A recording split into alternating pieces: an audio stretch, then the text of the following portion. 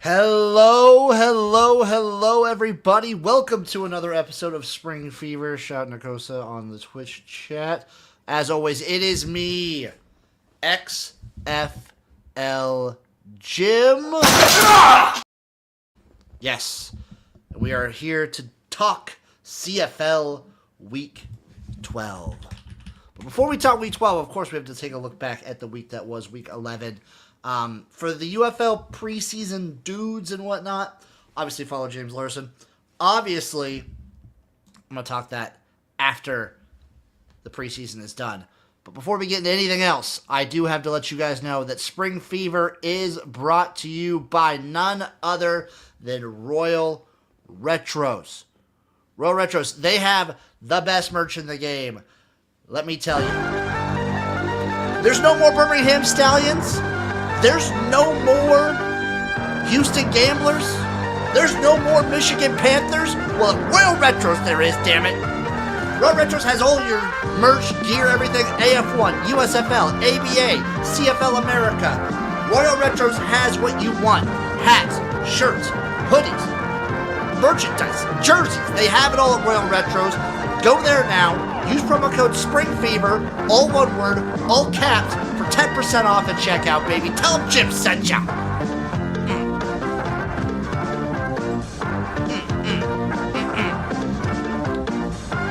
Yes, sir. It's another solo show this week. No Uncle Rico. He's busy doing stuff and things. Uncle Rico's living his best life. We give it up to him. Big ups to Uncle Rico. But there's plenty to talk about in the CFL, the Canadian Football League. Week 11 was a banger. We had the BC Lions versus the Calgary Stampeders to kick it off. BC won 30-26 over Calgary. When BC is firing, that offense is so clean and so fun. And Xander Horvath is such a beast that BC may be the hottest team in the CFL right now if the Montreal Alouettes didn't exist. The BC Lions could definitely be that team. Calgary continues their struggles right now. Trouble running the ball. Vernon Adams just, he's trying. He doesn't have the offensive lines being a little bit of an issue for Calgary. They were getting pressured for sure. And they need to step it up. They need to figure, and the defense. The Calgary defense, my word. Just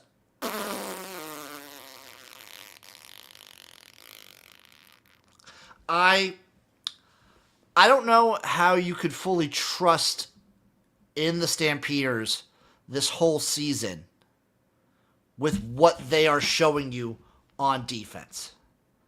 It's frankly a little bit it's sad because Calgary, they have the Calgary Stampeders have the potential to be a top team in this league, but until they show that consistency and that top level at every aspect of the game, besides just the passing attack, you got to put them in Tier 2. And they're not even the highest team in Tier 2.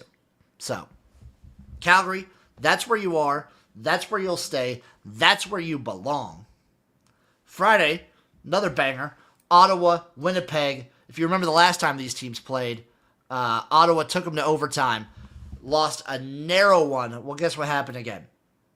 Didn't take them to overtime this time, but they lost 21-33. It was close until it wasn't. But it wasn't in the second quarter. So at halftime, it was 20-12. Still a one-score game. Still everything in reach. Still totally gettable from the Redblacks. And then just, I don't know, man. I don't know. This team, they can't run the ball. They make dumb mistakes. How many penalties did they have? How many penalties did the Ottawa Redblacks have? Penalties. They only have 4 penalties. That's actually a pretty decent game for them. This team stinks, man. And they can't close it out. They can't finish drives. What have we been seeing from Ottawa these past few weeks where they've looked good for good chunks of the game and then end up getting... They can't finish drives. They'll march down the field and then lay a stinker in the red zone. Time and time again. The most dangerous spot for the Ottawa Redblacks to be for themselves is on the opponent's 15-yard line and closer. If they are trying to score, their best bet is to have a breakaway long play. And that's they might not win a game this whole season. Think about that. It's been over a calendar year since the Ottawa Redblacks won a game. And it might be another one. They are in tough water. This team is bad. And I bet them. I was wrong. I thought this would be their opportunity. And the whole thing of Winnipeg at home not being really great this season. So, I don't know. Then we had Toronto versus Edmonton. Edmonton won this one 42-12. And it's... Toronto, I think, is the most chaotic team in the Canadian Football League. They'll beat Saskatchewan. They'll get dominated by Edmonton. Maybe they win next week. Lose the week. Let me see Toronto's whole deal. Because I think I looked back and I was like, oh, do they swap? Is that what they do? So they lost. Didn't play week 1. Lost week 2. Won week 3. And then they won week 4. But then lost. Won.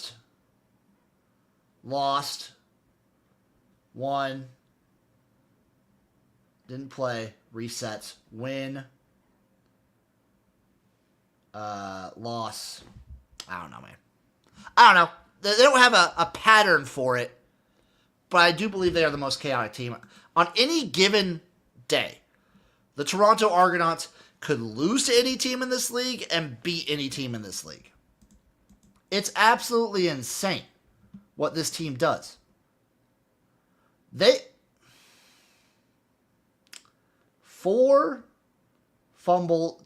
fumbles and 2 interceptions. What are Chad Kelly's stats on the season? Where's Chad Kelly's stats? He's up there with the passing yards, but he's got to be right there. So he's 18 touchdowns, 14 interceptions. 18 touchdowns, 14 interceptions. Neon Panic, I will get to that. Edmonton, again, nice little bounce back for them. After losing sort of easily to Montreal. It's nice to get a bounce back against Toronto. Good on you, Edmonton. Keep chugging along. And then Saskatchewan loses 19-26 to Hamilton. I'm not going to be the guy here. I feel like both teams can take things away. Saskatchewan, you are hurt. You are playing so hurt. You are down so many players, star receivers, defensive players, the running game, your offensive line. But this is, if you've noticed the Redblacks throughout the last, say, 5 years, this is what they do. They start hot, midpoint, have a dip. We're in that midpoint. They're having the dip. They're going to heat back up. Come the end of the regular season, it's for the Saskatchewan Roughriders. It is all about whether or not they can have that momentum and ride it into the playoffs. Can they get it done in the playoffs? Last year they proved they could. Can they do it again? Because consistently, slump in the middle of the season, rise back up. We'll see. Hamilton, it's great to get a win. And I think Frost could be a guy. And the sneaky, unexpected Trey Ford is dangerous. Keep that in your back pocket. Never have Trey Ford out there as the starter. Always slide him in when the other team least expect it. That's when he's at his best.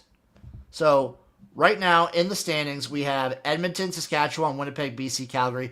Edmonton, Saskatchewan just keep switching places. Winnipeg, BC, and Calgary all right there for it. It's a tight race in the West. The race in the West is insane. It's awesome. Meanwhile, you have Montreal just basically running away with the East, and then Toronto and Hamilton trying to fight for that other spot. Ottawa's got they're 4 games down, and they're not streaking together anything. So, good luck to that. Good luck to that, Red Blacks. Now, Neon Panic asks, who am I taking for the Grey Cup? Elks, Montreal, or neither? I have futures right now. I took a future at the start of the season on the Hamilton Tigercats. I am scratching myself and really hoping and praying that somehow Bo Levi Mitchell comes back by the end of the season. Don't really see it. I got like 20-1, 15-1, something around that if I remember right. You got the Winnipeg Blue Bombers at 20-1. Don't love it. BC 8-1. Calgary 8-1. Toronto 8-1.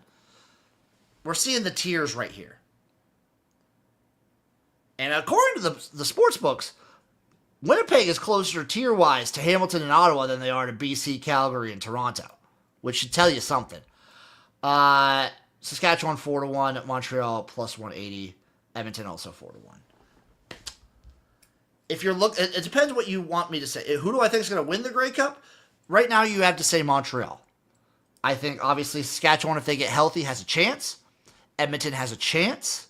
Toronto, who knows what happens if Toronto gets to the playoffs? They could go God mode crazy. Like, Toronto could make a crazy run. BC could make a run. I don't believe it, but BC could make a run. My head would tell me Montreal. Montreal's playing the best game right now. God, if you get some longer odds on Toronto,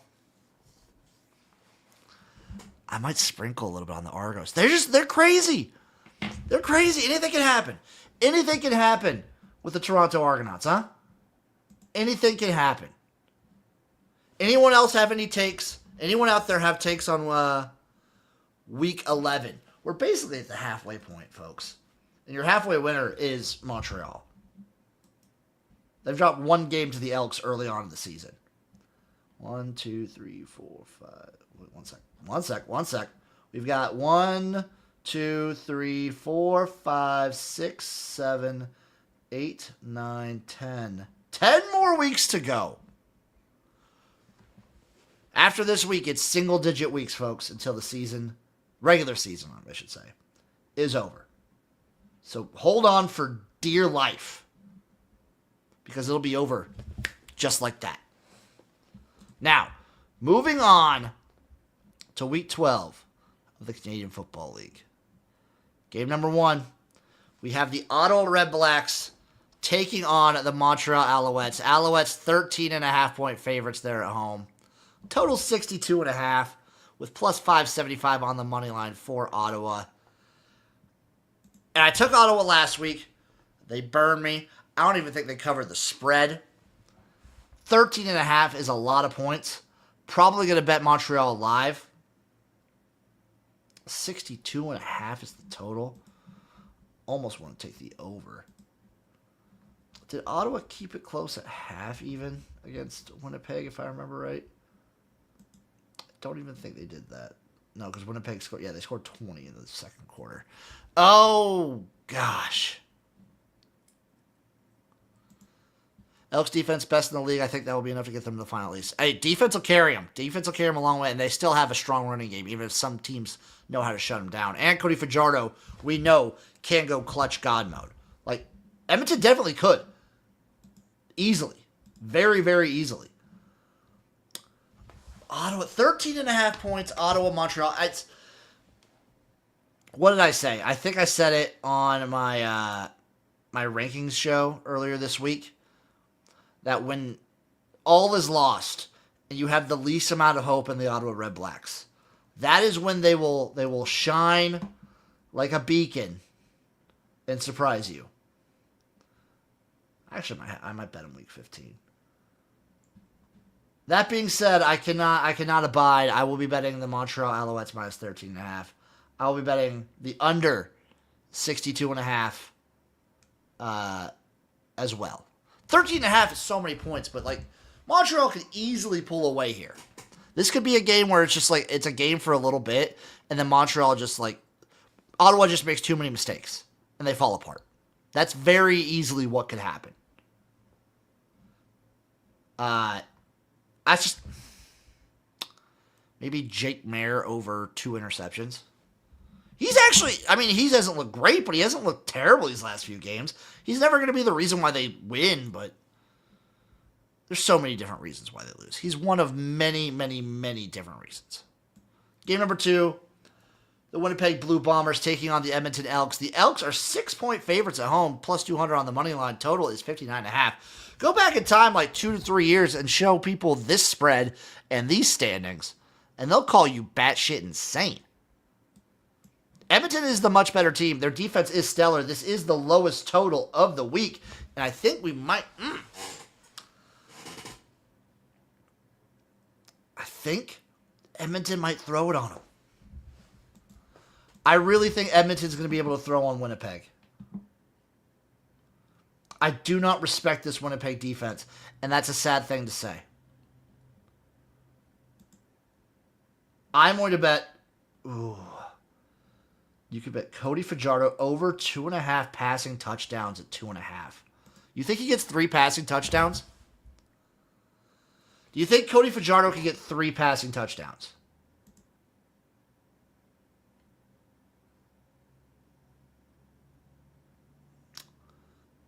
Oh.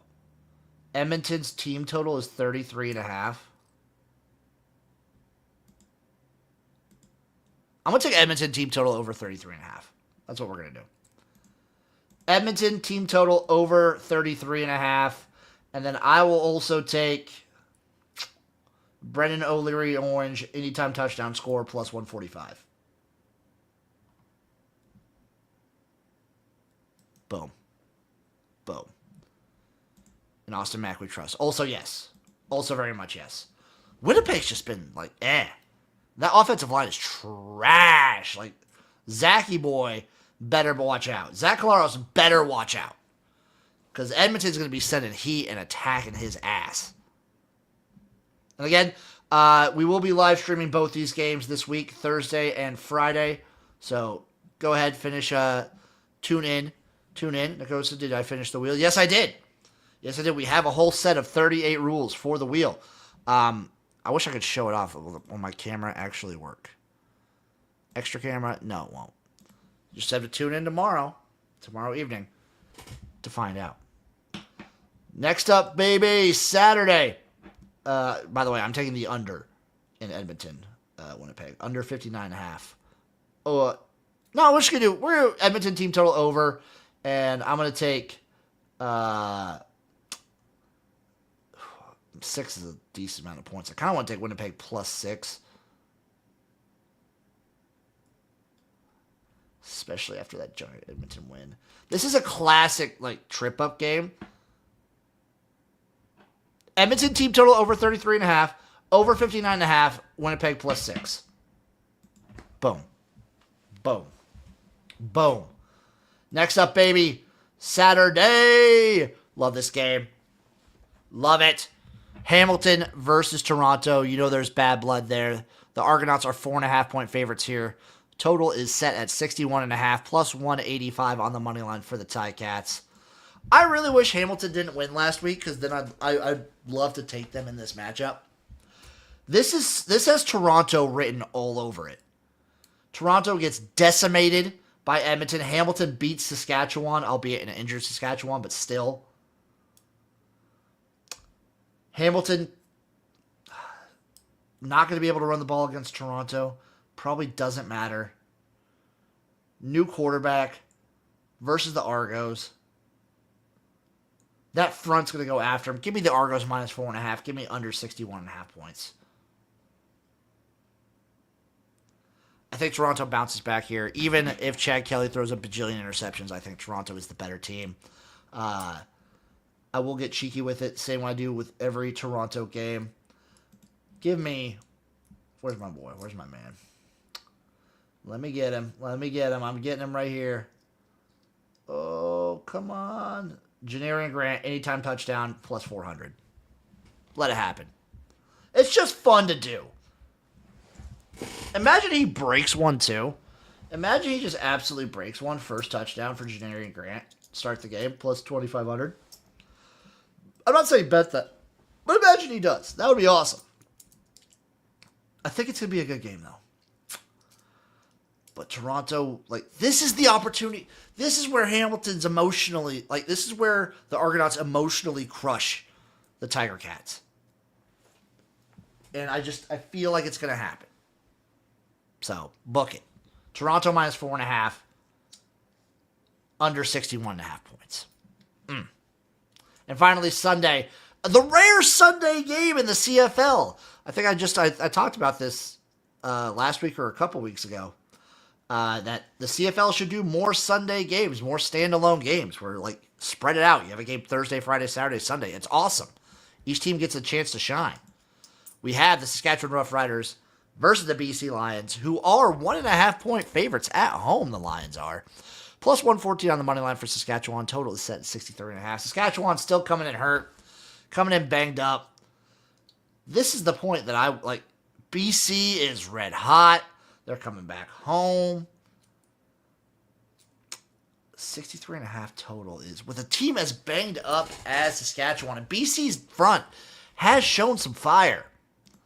I almost want to take the under. It's the highest total of the weekend, though. I do think the guys that Saskatchewan have, and the fact that Trevor Harris is good about getting rid of the ball quick, I like the over in this matchup. Over 63.5. And I'm just going to take Saskatchewan straight up on the money line. I think they have it. I think they bounce back here. I think BC, this is where their luck runs out. This is where their run ends. I'm sorry. But it has to happen. Okay, so I am taking, let me get all my bets linked in here.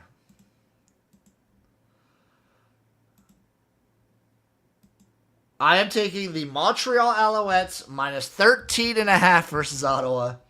The under 62.5 in that game as well. I'm taking Winnipeg plus 6 versus Edmonton and the over 59.5 in that one.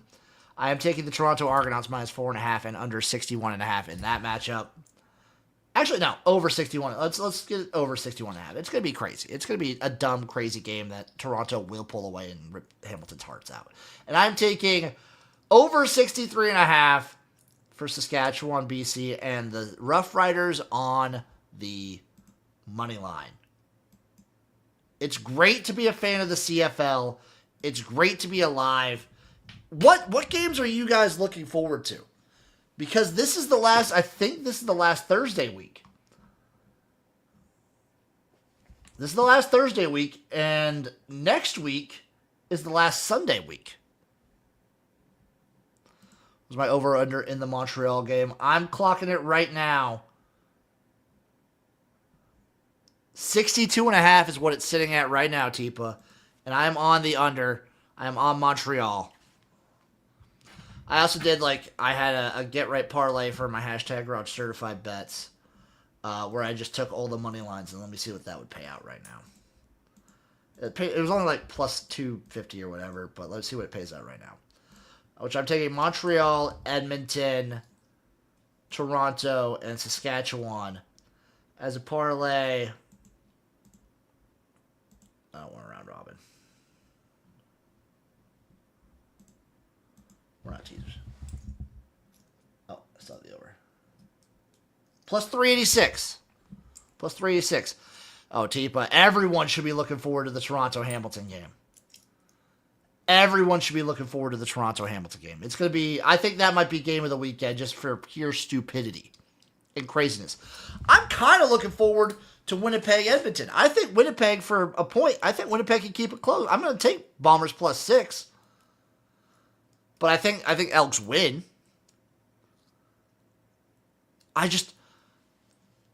The Thursday night game, it's a bummer way to start the week. I took Ottawa last week. Those damn Redblacks burned me. And I'm ready for it to happen again. So I will not be taking the Ottawa Redblacks. I cannot. I cannot in good consciousness do that. On a side note, UFL-wise, by the way, I did see something that maybe there's a rumor of a Northeast team. UFL fans on Twitter, we were just told, I'll share my screen. UFL fans on Twitter, boom. We were just told that the Birmingham Stallions franchise will be moving to Centreville Bank Stadium in Pawtucket, Rhode Island. This is the home of Rhode Island FC and the USL Soccer League. The capacity is approximately 10,500. There's been nothing confirmed yet. Stay tuned. I would love a Northeast team back for the UFL. What we had for spring football. We had the New York Guardians, and then there was never a team placed in the Northeast aside from DC, obviously. But after 2020, there was no team ever put up there. Like, we had the quote-unquote Philadelphia Stars, New Jersey Generals, but they were always based first year in Birmingham. Next, they were up in Canton. So, I hope so. I hope the Northeast gets a team. I'd be cool with it. I'd be so tight with it. And then I said earlier, but there's more people here now, but we will be talking UFL players who balled out in the preseason at the end of the NFL preseason. I should have a video, and of course we're going to talk about it on Spring Fever. Toronto, Hamilton, probably the game of the weekend. Just watch the CFL, baby. Just watch the CFL. It's a great time. It's a great league. How did I discover the CFL? So I've known, like, I feel like even here in the States, when I was young, I wasn't the biggest football guy forever until I really got into, like, college football in my late teens, early 20s. And then I, like, knew about the CFL tangentially and, like, kind of on the side. And then watched a few games here and there. It was never the easiest thing to, like, find to watch. When I worked at a bowling alley, I'd have some games on. I would play, obviously in the springtime, I'd play UFL games, XFL games, so on and so on. AAF was a big one in 2018. And then when I really got into it was post-COVID, because it killed the XFL, which was my true love. The XFL in 2020, still my favorite sports league ever. I know they only played 5 weeks, but still some of the most fun I've ever had watching and participating in sports. And then nothing was going to happen until 2022 when the USFL was announced to go live. So 2021, it was just CFL. And I was like, okay, I'm going to fully get into this league, watch it when I can. And I had the opportunity. I was like, oh, I love it. There's players I recognize. Once I got a hold of, like, oh, the rule set, the players on the field, the game pace is a little bit different. Took a little bit of getting used to, but once you're used to it, it clicks so easily. And it's so entertaining and so fast-paced and so fun. And then 2021, watched the whole season. The storylines were great. The Dane Evans going down for Hamilton and Jeremiah Masoli, like, leading this team to the Grey Cup in Hamilton. And then the cherry on top is I was invited, the company I was working for, doing content for at the time, shout out Better Than Vegas, rest in peace. We got invited to go to the Grey Cup in 2021, and I had the opportunity to go up, be media, meet with players, interview things, go see a CFL game environment, and having it be the Grey Cup as my first time was awesome, and fully fell in love. More space in the CFL. That's what I love about it. I respect that. There is, the fields are bigger. Don't pronounce the second T in Toronto. You like to say Toronto? Is that how I should pronounce it? Not Toronto. I like to say Toronto because I'm a foot guy. You got to put respect on it. That's my thought process. And I love like any version of football. I think pre-COVID, I watched more like Japanese X League football than I did CFL. Just because I worked on the West Coast, late nights, weekends. So when the college football slate was done in the fall, I'd be like, well, I still have another 2 hours, 3 hours to work. there's nothing else on, I want to watch Japanese professional football. Now you got to pay for it. It was free back then. Now you got to pay for it. So, I don't know. CFL's great. The UFL's great. The X League is great. The ELF is kind of bonkers and crazy and wild. The Mexican leagues are great. Arena football leagues are great. Like AF1 has a championship. Shout out the Nashville Cats. IFL just had their championship last weekend. Shout out the Arizona Rattlers. Football is great. We're coming up on the NFL season. I'm going to watch some NFL. We're coming up on the college football season. I'm definitely going to watch. College football is like my baby. I love college football so much. College football is my favorite sport. Hands down. And I am torn. Like, the offseason for me, you didn't drink the NFL Kool-Aid. I like the NFL. The NFL's good football. Like, it's high level, entertaining, good football. My camera froze. The NFL is good. But being where I'm at, my location, it's a little tough for me because there's no team nearby, so I don't have regionality to root for. And then I just kind of became... We're going to work through this. We're going to work through the camera troubles. I became a Miami Dolphins fan, and it's been tough watching the NFL. And my camera is still having issues. I don't know what this is. And yes, I am open-minded. I just like watching ball. I love having football on. I'm Panic. I thought I heard they're moving the goalpost to the back end of the end zone in the CFL for next year. Have you heard about this? Yes. We have talked about this so much. I think there's a video on my channel discussing how I feel about the rule changes. I do feel like a lot of the rule changes this year have been successful. I'm not super excited for a lot of the rule changes coming next year. I do worry that, like, the Rouge is kind of going to get ruined. Like, the way it's set up now, good. The way the Rouge is set up now, good with the rules we have in place now. The way it's going to happen next year, because there's not going to be, you're not going to miss, the kicking is going to change completely in the CFL. And the fact that, like, the reason the Rouge still happens, and it's mainly field goals, is you have it when they miss a field goal. Like, you're not getting it on kickoffs, you're not getting it on punts nearly as often. Because the reason you get it on field goals is when they miss, how often are they missing short in the CFL? It's not really that often. It's usually missing left or right. It's very seldom to me that kickers miss it short. And that's just, it's going to be a shame. You're going to lose out on the Rouge, like, almost entirely next year. That's the big one for me.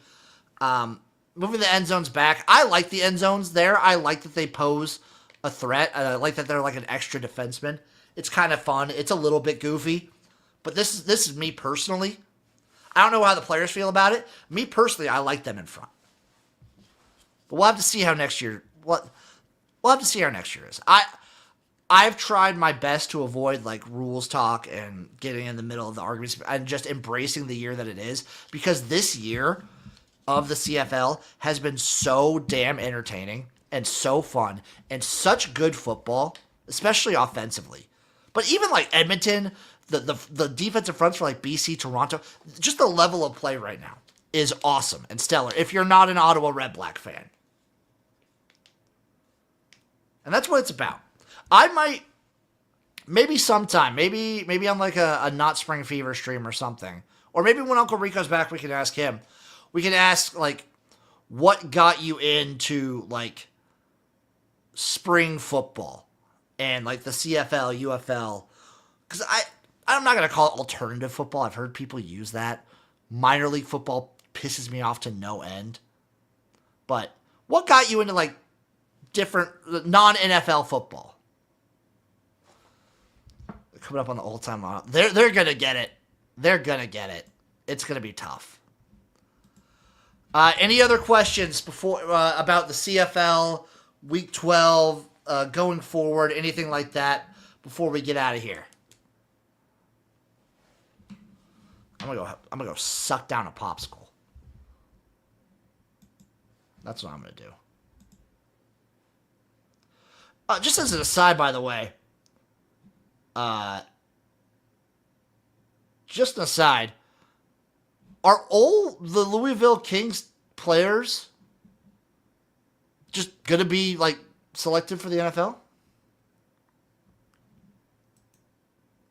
Like, is that just gonna were the Louisville Kings just an NFL team the whole time? I don't know. Who's my favorite CFL player? Ooh, that's tough. That's tough. Okay. So I have 2 questions right now. Favorite CFL player. It changes. So it changes. It like ebbs and flows. Usually it's a quarterback just because they have the most effect on the field. I absolutely loved. I still do. Sergio Castillo is my boy. Again, for those of you who don't know why Sergio Castillo, kicker for the Winnipeg Blue Bombers, would be my boy, here's a clip of Sergio Castillo during the XFL season in 2020 when he was a kicker for the Houston Roughnecks. Hey, Bud Light Sensor time.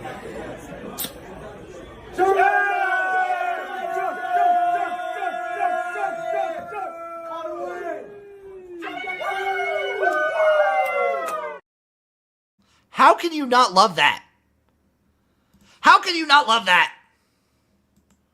Warren Moon for Neon Bag. I would also say, selfishly, I had a lot of guys who had ties to the XFL. They were my, like, stepping stone favorite guys.